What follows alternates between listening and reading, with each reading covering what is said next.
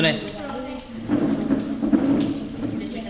हम लोग प्रश्नावली 4.1 के दूसरे सवाल पे थे ना?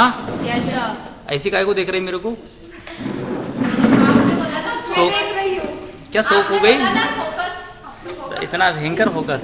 चलो ठीक है, सुनो, हम लोगों ने प्रश्नावली 4.1 को स्टार्ट कर दिया था और उसके पहले सवाल को निपटा भी दिया था।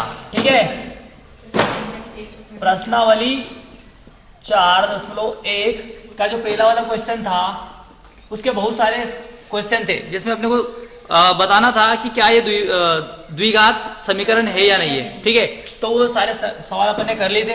अब अपन क्वेश्चन नंबर 2 पे आ चुके थे, है ना?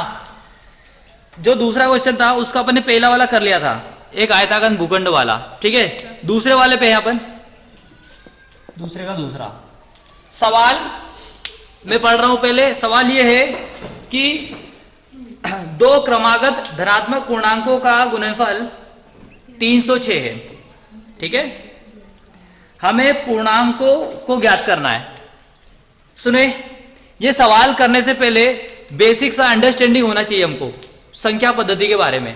ठीक है, हमने 9th क्लास में और 10th में भी शुरुआत में संख्याओं के बारे में पढ़ा था। यहाँ पे पूर्णांक बोला है ना, तो पूर्णांक एक प्रकार की संख्या पद्धति होती है, संख्या होती है। ठीक है, तो देखते पूर्णांक मतलब क्या होता है। पूर्णांक ऐसी संख्या होती है जिसमें नेगेटिव संख्याएं भी होती है, ऋणात्मक संख्याएं भी होती है, धनात्मक भी होती है और शून्य भी होता है। ठीक है ना, उनको क्या बोलते हैं अपन? पूर्णांक। मतलब पहले पूर्णांक की बात कर लेते हैं अपन। तो पूर्णांक कैसे होते हैं? तो देखो, 0 से इधर 1 2 3 4 5 6 इनफाइनाइट तक। ठीक है, इधर -1 -2 इधर भी चलते रहेंगे अनंत तक। ठीक है, ठीक है ना? अब इसमें अपन बात करते, एक मिनट सुनो। अब ये बोल रहा है कि क्रमागत धनात्मक पूर्णांक। ठीक है, मैंने आपको बताया था कि इधर जो पॉजिटिव नंबर्स होते हैं ना, इनको बोलते हैं अपन धनात्मक पूर्णांक। ठीक है, और ये जो ऋणात्मक संख्याएं होती है ये क्या होते हैं आपके? ऋणात्मक पूर्णांक। ठीक है, होते हैं। एक मिनट, अभी ये ऋणात्मक पूर्णांक होते हैं और ये धनात्मक पूर्णांक होते हैं। ठीक है, यहां तक अपन ने क्लियर था। क्या बोल रहा है वो कि दो क्रमागत धनात्मक पूर्णांक, मतलब क्रमागत मतलब क्या है? रिस्पेक्टिवली, मतलब एक के बाद एक। मतलब पहला हो गया आपका 2, फिर उसके बाद में एक के बाद 2, 2 के बाद 3, 3 के बाद 4, 4 के बाद 5, 5 के बाद 6। क्रमागत का मतलब होता है क्रम के साथ अगला वाला। ठीक है, जैसे कोई सा भी आप अगर पूर्णांक लेते हैं, सपोज करें अपन ने 1 लिया। ठीक है, तो मैं एक के अंदर में 1 को जोड़ूंगा तो मेरे पास 2 आएगा। ठीक है, वैसे ही अगला पूर्णांक क्या है अपने पास? 3 है, तो 2 में जब मैं 1 को जोड़ूंगा तब जाके मेरे पास 3 आएगा। ठीक है, अगला धनात्मक पूर्णांक क्या होगा? 4 है जैसे, तो 4 में मैं जब 1 को जोड़ूंगा तो मेरे पास 3 में जब 1 को जोड़ूंगा तो मेरे पास 4 आएगा। ठीक है, मतलब क्रमागत पूर्णांक कैसे आते हैं? बस उसमें एक जुड़ता चले जाता है और वो अगली संख्या आती चले जाती है। ठीक है ना, हमको भी यही वाला फंडा अपनाना है। ठीक है, क्या बोल रहा है वो सवाल एक बार फिर से कि दो क्रमागत धनात्मक पूर्णांकों का गुणनफल 306 है। ठीक है, तो यहां पे अपन क्या करेंगे कि मानते हैं, माना वह धनात्मक पूर्णांक क्या है? x है। तो पहला धनात्मक पूर्णांक अपने x मान लिया, तो क्रमागत बोला ना, तो इसके अगले वाला क्या होगा? x धन 1 होगा। समझ में आया? ठीक है, तो यहां पे लिख लेंगे अगला धनात्मक पूर्णांक बराबर होगा x धन 1। ठीक है ना, मतलब 1 अधिक बोला है ना भैया, जैसे 2 है तो 2 में 1 जोड़ेंगे तो 3 आएगा, 3 में जोड़ेंगे तो 4 आएगा। वैसे 1 अपन ने x माना है तो x धन 1 अगला होगा। ठीक है, ये हो गया। तो दो क्रमागत आपको धनात्मक पूर्णांक मिल चुके हैं। अब इनका गुणनफल बोला है। गुणनफल का मतलब होता है कि मल्टीप्लाई करना रहेगा, है ना। इनको गुना के करने के बाद में जो आपको रिजल्ट मिल रहा है वो कितना है यहाँ पे? 306। गुणनफल का मतलब ये होता है, ठीक है। अतः दोनों का गुणनफल मतलब x गुणित x धन 1, ठीक है ना। पहला वाला धनात्मक पूर्णांक उसके अगले वाले का जब गुना करोगे तो कितना मिलेगा मेरे को, 306 मिलने वाला है, ठीक है। अब कर देते हैं तो x का गुना यहाँ पे भी होगा और अगले वाले एक में भी होगा, ठीक है। तो x का जब मैं x में करूंगा तो x का वर्ग हो जाएगा, ठीक है। और प्लस जब x का 1 में करूंगा तो x हो जाएगा, बराबर से ये 306 होता है, ठीक है। अब इसका पक्षांतर करके इधर ले आते हैं तो x का वर्ग धन x ऋण 306 बराबर से 0।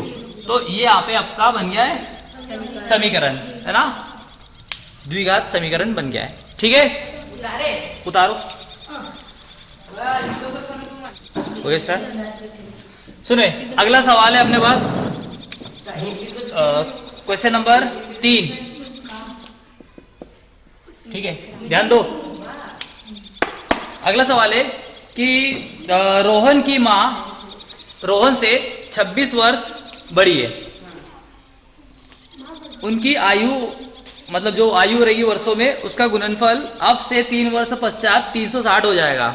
हमें रोहन की वर्तमान आयु ज्ञात करनी है। सुने सुने जो बोला है वो अपन करते हैं। सबसे पहले अपने को कुछ आयु पता नहीं है कि रोहन की कितनी आयु है, उसकी माँ की कितनी आयु, तो अपन मान लेंगे कि रोहन की आयु कितने वर्ष है, x वर्ष है, ठीक है। तो यहाँ पे लिखेंगे अपन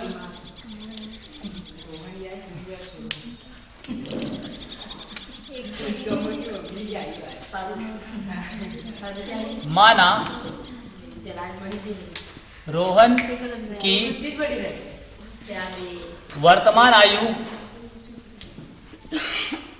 वर्तमान आयु x वर्ष है, ठीक है। अच्छा, रोहन की आयु अगर x है तो उसकी माँ की वर्तमान आयु क्या होगी,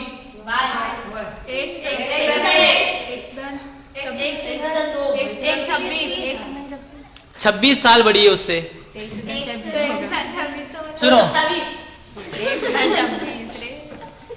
सुनो देखो सुनो, माना रोहन की वर्तमान आयु x वर्ष है तो रोहन की माँ की आयु, रोहन की माँ की वर्तमान आयु, क्योंकि रोहन से वो 26 वर्ष बड़ी है तो ये x प्लस 26 वर्ष हो जाएगी, ठीक है।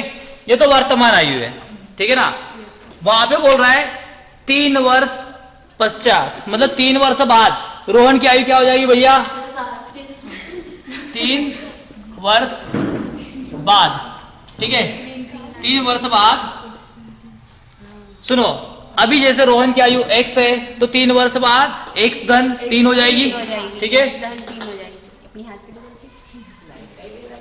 रोहन की आयु 3 वर्ष बाद रोहन की आयु क्या हो जाएगी भैया, x धन 3 हो जाएगी, ठीक है। और रोहन की माँ की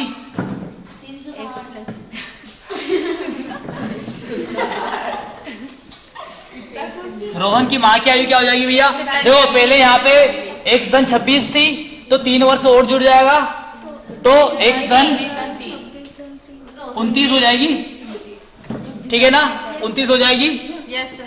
3 वर्ष बाद यही हो जाएगी। अब वो बोल रहा है कि 3 वर्ष बाद जो आयु होगी उनका गुणनफल कितना हो जाएगा, 360, ठीक है। मतलब हम यहाँ पे कर सकते हैं कि 3 वर्ष पश्चात रोहन की आयु क्या है, x प्लस 3 और उनकी माँ की आयु x धन 29, इन दोनों का गुना करोगे, इनका गुणनफल जो होगा वो 360 होगा, ठीक है, होगा। अब अपन गुना करके देख लेते हैं। सुनो, अब दोनों का आपस में गुना करना है तो पहले एक एक का होगा, पहले x का गुना ये पूरे में होगा, फिर 3 का गुना इस पूरे में होगा, ठीक है। मतलब हम इसको इस तरीके से लिख सकते हैं कि x का गुना पहले इस पूरे ब्रैकेट में होगा, x धन 29 में होगा, फिर प्लस 3 का गुना प्लस 3 का गुना x धन 29 में होगा और ये होगा 360 के बराबर, ठीक है। अब गुना कर देते हैं तो x का गुना x में होगा, x का वर्ग फिर x का गुना 29 में होगा तो 29x हो गया, ठीक है।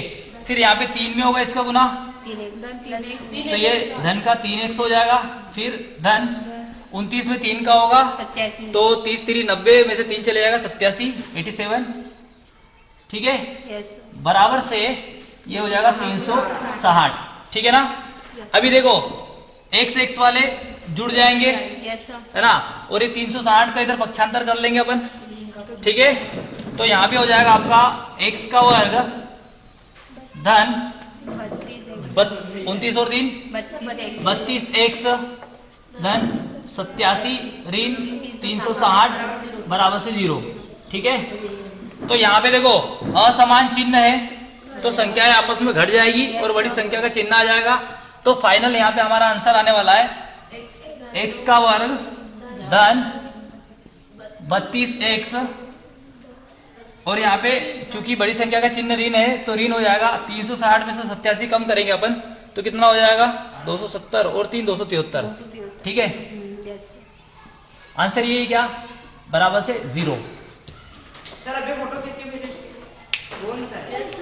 ठीक है, अगला सवाल देख रहे हैं अपन।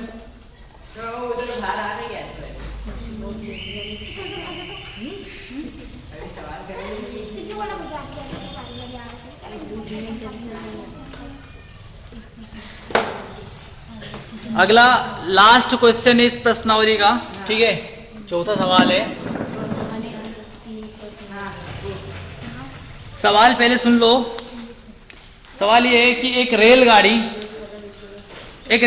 480 किलोमीटर की दूरी समान चाल से तय करती है। यदि उसकी चाल 8 किलोमीटर पर आवर कम होती तो वह दूरी को तय करने में 3 घंटे अधिक लेती। हमें रेलगाड़ी की चाल ज्ञात करनी है। ठीक है, चाल ज्ञात करनी है। चाल सुने, यहाँ पे आपको थोड़ी बहुत और भी गणित से हटके थोड़ी जानकारी ज्यादा होनी चाहिए, फिजिक्स का थोड़ा बहुत नॉलेज होना चाहिए। ठीक है, एक रिलेशन होता है। ठीक है, वैसे अपन 10वीं में पढ़े हैं, शायद 9वीं में पढ़ा था, है ना, दूरी, विस्थापन, चाल, वेग, ये सारी चीजें पढ़े तो उतने अंदर नहीं आते। डायरेक्टली मैं बता देता हूं कि चाल जो होती है, चाल बराबर होता है दूरी बटे समय, ये फॉर्मूला होता है। ठीक है, तो इसी को थोड़ा ध्यान देना है। वहां पे सुने, तो अपने को क्या करना है, रेलगाड़ी की चाल ज्ञात करना है। तो जो ज्ञात करना रहेगा ना उसको मान लेते हैं अपन लोग। थोड़ा कॉम्प्लिकेटेड जरूर लगेगा पर थोड़ा ध्यान देना इधर तो समझ में आ जाएगा। ठीक है, बहुत सारी चीजें मतलब आपको कॉम्प्लिकेटेड लग सकती है। तो यहां पे क्या करेंगे, सबसे पहले माना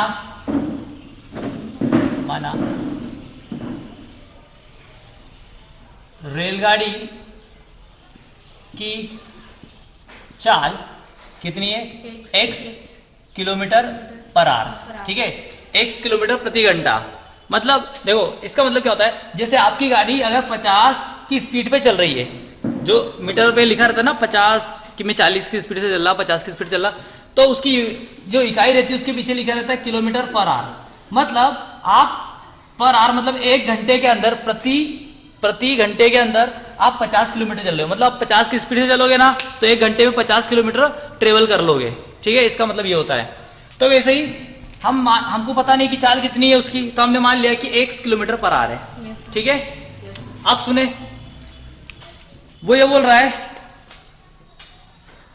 कि एक रेलगाड़ी 480 किलोमीटर की दूरी एक समान चाल से तय करती है। ठीक है, यदि उसकी चाल 8 किलोमीटर प्रति घंटा कम होती तो